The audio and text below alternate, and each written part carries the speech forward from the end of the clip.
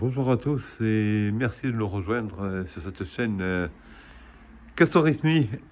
L'intérêt chaque semaine, c'est de vous faire comprendre quelques différents pianos. Alors, cette semaine, bien sûr, ça va être ce piano des années 80, piano de la marque Kawai.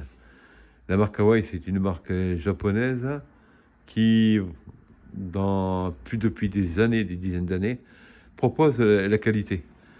Alors, la qualité, on le voit à travers ce piano. C'est un piano qui est laqué noir en excellente composition, sachant que ce piano, il a une bonne quarantaine d'années.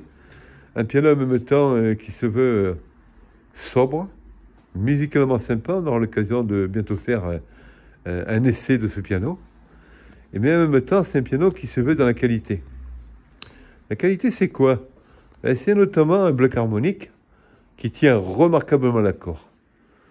Quand on parle d'un piano qui tient remarquablement l'accord, c'est parce qu'à l'arrière, il y a ce qu'on appelle un ensemble barrage qui est très très consistant.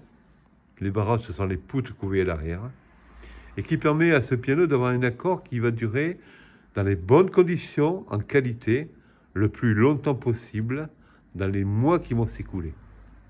Pour expliquer un peu dans les années 80 ce qui se passait, c'est qu'à l'époque, il y avait ce qu'on appelle des barrages à cadre autoporteurs, qui certes n'étaient pas mauvais, attention, mais en même temps, qui ne permettaient pas d'avoir un piano qui tient toute l'année un accord, en tout cas, convenable.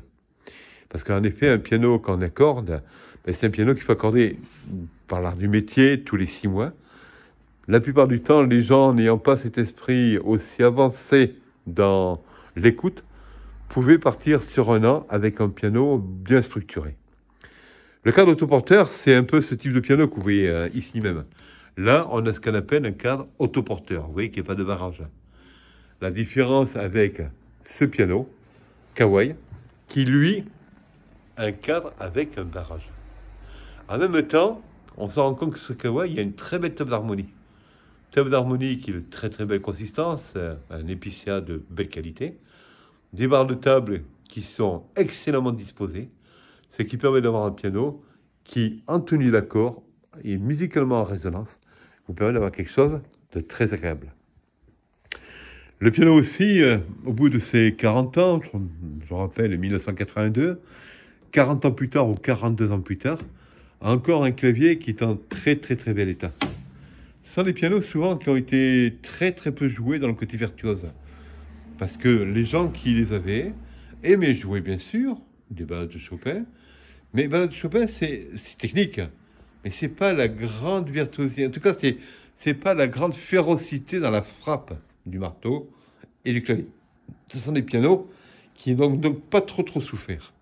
On voit que le clavier est en très bel état. On s'en rend compte aussi qu'en même temps, la mécanique elle-même est en très très bel état. Il suffit de rouvrir cette partie du haut du piano pour se rendre compte que la mécanique est très très agréable. Les étouffards sont à peine enfoncés, très peu en tout cas. Les marteaux sont encore de très très belles compositions. On aura l'occasion, bien sûr, dans la prochaine vidéo, en parlant de la marque Kawai, de voir cette mécanique très large. Bien sûr, en même temps, le piano n'est pas trop grand. C'est un piano qui doit faire dans les 1,10 m, donc très facilement intégrable dans une maison. En même temps, son coloris laqué noir, très élégant, lui donne vraiment un très bel aspect. En souhaitant que cette vidéo vous ait plu, qu'elle vous donne quelques précisions concernant les pianos.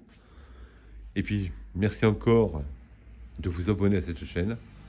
Et je vous souhaite une très très belle journée ou très belle soirée, en fonction du moment auquel vous écouterez la vidéo. À bientôt avec grand plaisir.